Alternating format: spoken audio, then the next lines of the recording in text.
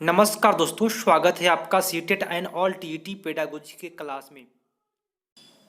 जो लोग सीटेट में हैं और सेकेंड लैंग्वेज संस्कृत लिए हैं उनके लिए चल रहा था संस्कृत पेडागोजी का क्वेश्चन, और कैसे करते हैं सारे वीडियो में मैं बताता हूं, ताकि आपका सीटेट का जो सेकेंड लैंग्वेज संस्कृत है उसमें आपका 20 प्लस नंबर आए।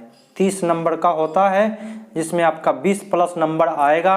मैं अच्छा तरीका से आपको बताऊंगा कि संस्कृत पेडागोजी किस तरह करते हैं। आपको संस्कृत नहीं भी आती है फिर भी आप अच्छा तरीका से संस्कृत पेडागोजी करके आइएगा। पढ़ने नहीं भी आ रहा है फिर भी मैं सिखाऊंगा आपको, और पेडागोजी का निश्चित रूप से आपका क्लास अच्छा होगा। मेरा जितना वीडियो देखिएगा केवल पेडागोजी मिलेगा, इंग्लिश पेडागोजी छोड़ करके सारे पेडागोजी मैं कराता हूं और अच्छा तरीका से कराता हूं। सारा वीडियो देखते हैं तो एक बार में एकदम डिफिनिट है कि आपका सीटेट निकलेगा। ठीक है, तो चलते हैं प्रथम क्वेश्चन की ओर। कैसे करते हैं वो देखिएगा ध्यान से। तो आपका प्रथम प्रश्न है, प्रश्न का रहा है, ध्यान से देखना है। किस तरह से मैं पढ़ूंगा उसी तरह से आप पढ़िएगा। कोई विद्वान बनना नहीं है, पढ़ना है। लिखा हुआ है यहाँ पे योग अवसर प्रदान, है ना, तोड़ तोड़ के पढ़ना है। योग अवसर प्रदान करने के लिए अनेक भाषा अधिगम किस प्रकार से होना चाहिए यह बताना है। तो आपका ऑप्शन है कि छात्र कोई भी कष्टप्रद ना हो, है ना, कोई भी कार्य क्या हो, कष्टप्रद ना हो। तो आपका ये सबसे अच्छा आंसर होगा। योग अवसर कब प्रदान कर सकते हैं, अनेक भाषा के लिए। तो आप लोग इसका हिंदी भी दे सकते हैं। हिंदी क्या कह रहा है, ध्यान से देखिएगा। हिंदी कह रहा है छात्रों द्वारा किया गया अनेक भाषाओं का अधिगम शिक्षक आदि के द्वारा योग अवसर प्रदान करने के कारण कष्टकारी नहीं होता है, अर्थात छात्रों को योग अवसर मिलने पर अनेक भाषा सीखने में कठिनाई कम हो जाती है। ठीक है, चलिए आपका हिंदी भी दिया है, इससे आपका हिंदी पेडागोजी भी मजबूत हो जाएगा, काफ़ी अच्छा हो जाएगा आपका हिंदी पेडागोजी का प्रश्न। चलिए आपका प्रश्न है अगला। प्रश्न क्या कर रहा है, प्रश्न कर रहा है कि शिक्षक अधिकार नियमानुसार, बोले तो आरटीई एक्ट, प्रत्येक छात्र का क्या अधिकार है ना, छात्रों का अधिकार होता है। तो यह बताना है। तो राजकीय, थोड़ा सा मैं अपने आप को छोटा करूं, सॉरी। चलिए, तो आपका कह रहा है कि राजकीय भाषा अधिगम कराना चाहिए, राजकीय भाषा, है ना, के माध्यम से अधिगम करना चाहिए। लेकिन आरटीई एक्ट क्या बोलता है प्रत्येक छात्रों के अधिकार में कि उसको मातृभाषा में अधिगम कराइए। सबसे बेटर ऑप्शन होता है मातृभाषा में, है ना, ताकि बच्चे सीख पाए।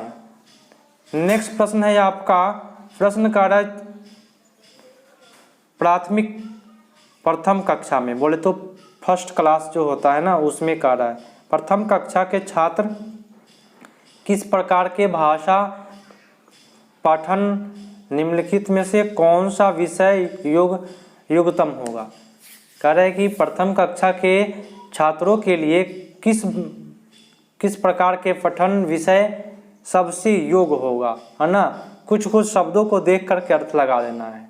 तो मम परिवार, मेरा परिवार, मेरा देश के बारे में नहीं जानेगा पहला क्लास, मम विश्व, विश्व नहीं जानेगा, परिवहन के बारे में नहीं जानेगा, फर्स्ट क्लास में है, पहला क्लास में है, आप ही का बच्चा है। तो मम परिवार, मेरा परिवार के बारे में वह काफ़ी अच्छा तरीका से सीखने के लिए योग्य होगा। ठीक है, नेक्स्ट प्रश्न चलते हैं। नेक्स्ट, सॉरी, छोटा करना होगा।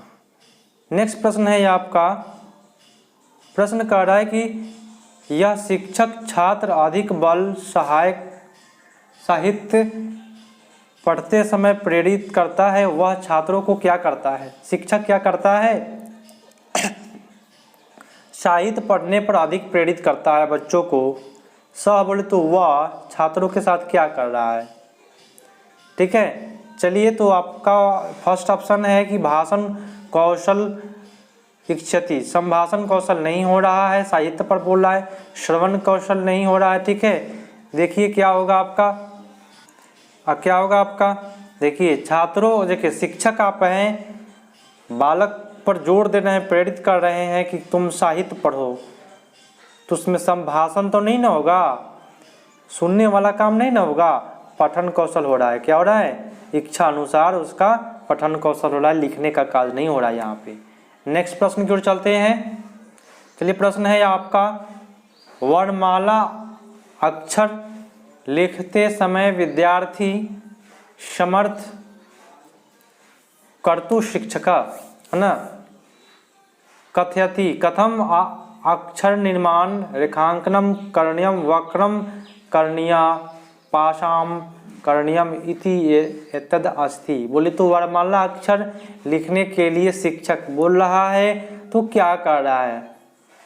ठीक है, तो वर्णमाला अक्षर लिखने के लिए कह रहा है, तो यह जो कारण है वक्र, इस प्रकार से रेखा कारणीय वक्र कारण क्या कार्य कर रहा है? तो यहाँ पे आपका होगा लेखनम यंत्रम, मैकेनिक ऑफ राइटिंग हो जाएगा आपका सबसे अच्छा। प्रोसेस राइटिंग ये आपको बच्चों के लिए नहीं होता है, वर्णमाला के लिए नहीं होता है।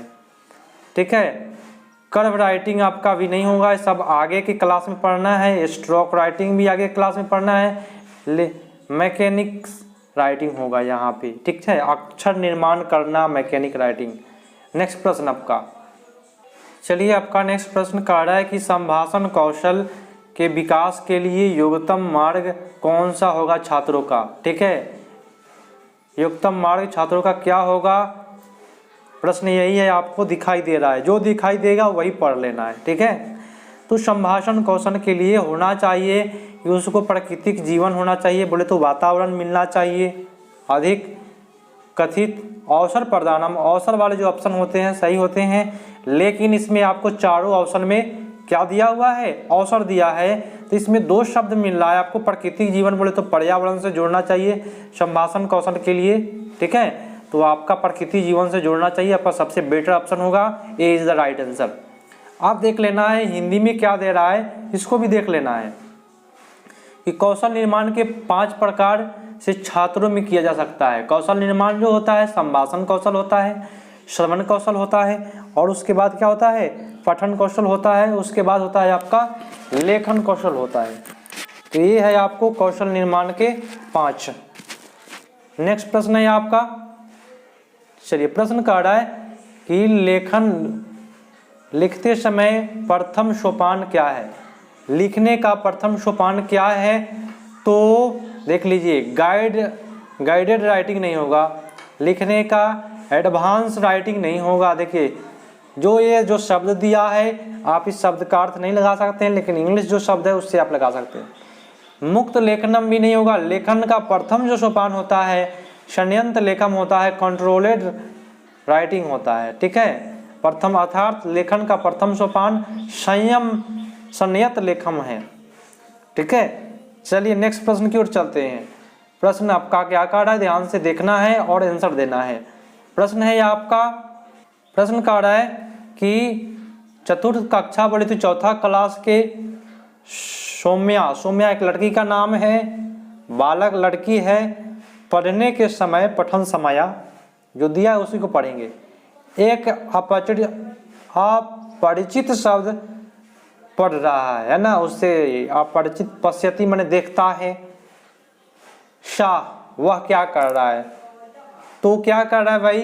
तो संदर्भ अनुसार अर्थ अनुमान कुर्यति, संदर्भ के अनुसार अर्थ निर्माण करने की कोशिश कर रहा है।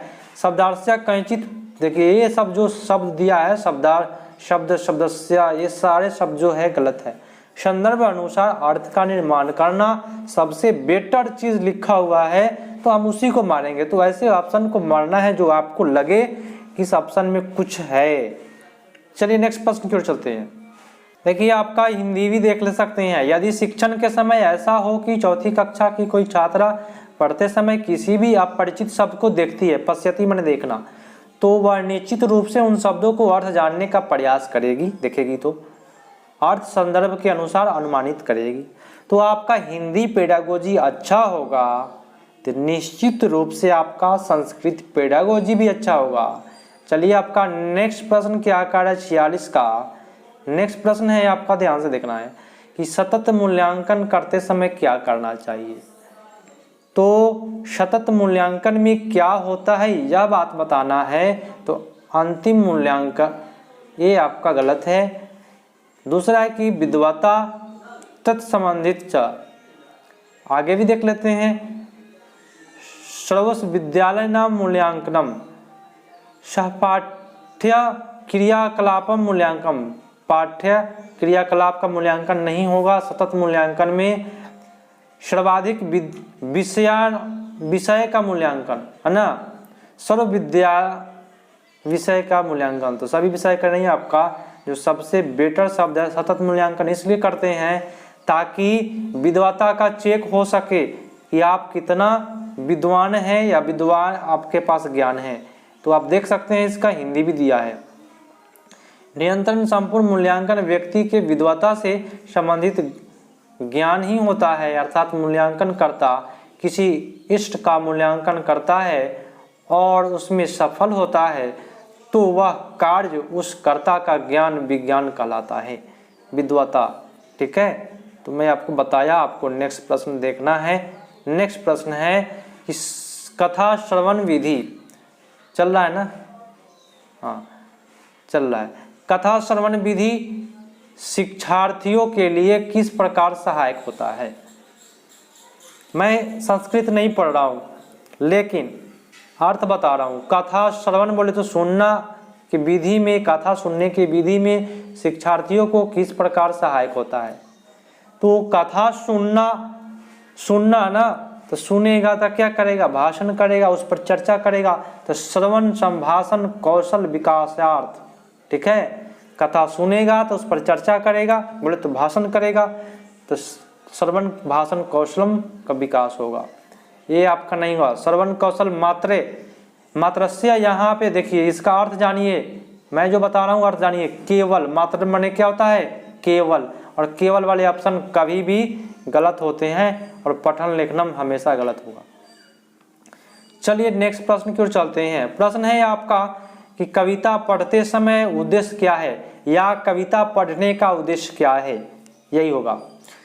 तो अर्थों को देख करके खुद से अर्थ लगाना है सही सही। तो कविता पाठन का उद्देश्य क्या होता है यह बताना है। तो कविता पाठन का जो उद्देश्य होता है वह आपका हो जाएगा अनुभूति विचारम च बोधम। बोले तो आपके अंदर के विचार क्या है ये क्या करना, उसके बोध होता है। धारा प्रवाह बोले तो स्पीड में पढ़ना। कविता इसलिए नहीं पढ़ते हैं ताकि आपकी स्पीड बढ़े, है ना। कविता कंठस्थीकरण, याद करने वाला ऑप्शन नहीं मारना है, और उच्चारण करने वाला व्याकरण से संबंधित है। तो आपका तीनों ऑप्शन गलत हुआ, एक ऑप्शन सही है। चलिए चलते हैं नेक्स्ट प्रश्न की ओर।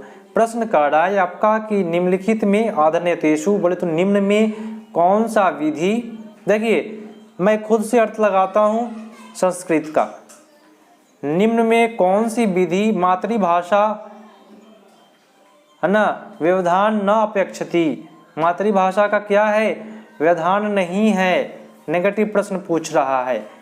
तो देख लेते हैं। द्वितीय विषय आपका होगा श्रवण भाषणीय विधि, ऑडियो लैंग्वेज मेथड और नेचुरल मेथड हो जाएगा, लेकिन प्रत्यक्ष विधि आपका नहीं होगा, डायरेक्ट मेथड नहीं होगा।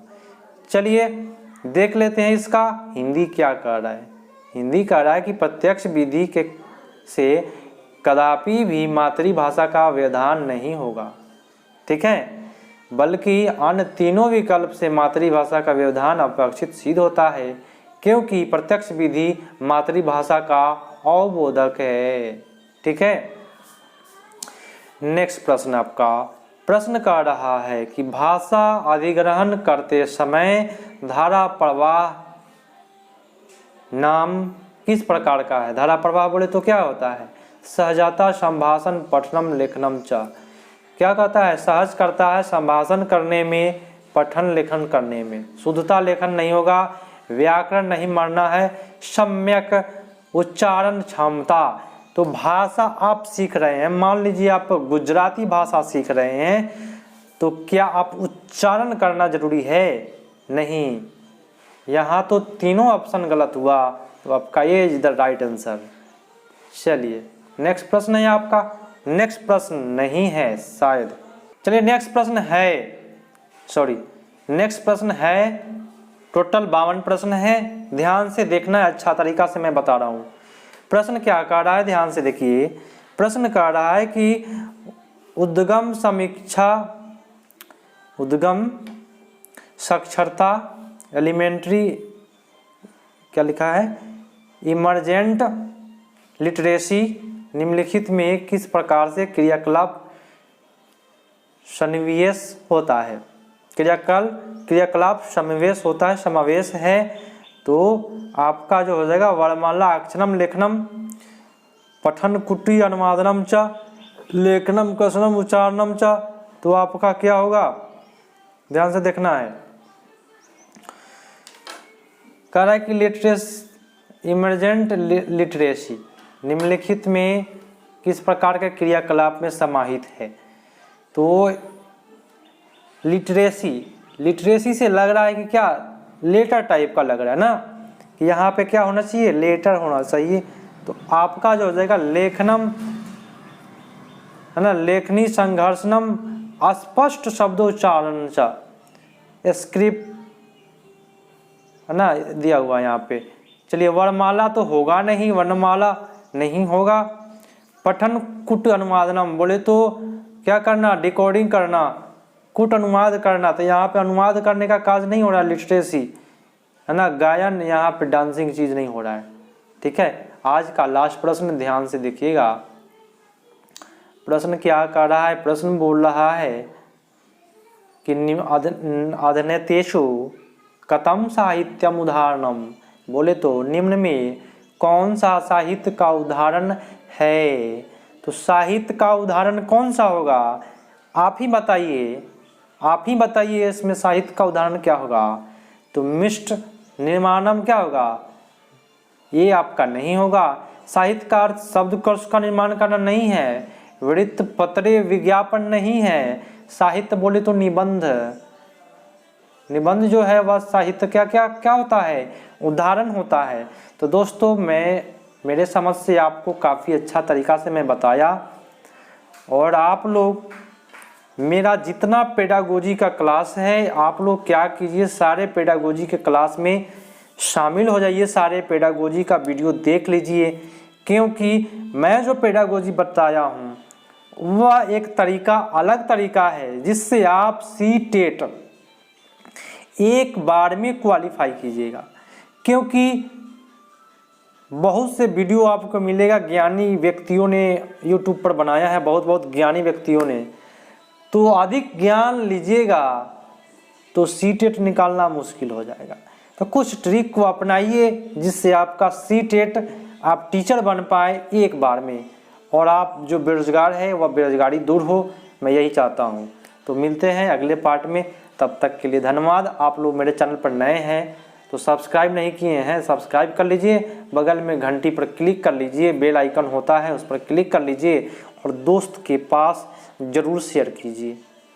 आप लोगों का सहयोग रहेगा तो मैं वीडियो बनाते रहूँगा, अच्छा तरीका से लाइव भी चलाऊँगा आपको जब एग्ज़ाम नज़दीक आएगा। तो मिलते हैं अगले पार्ट में।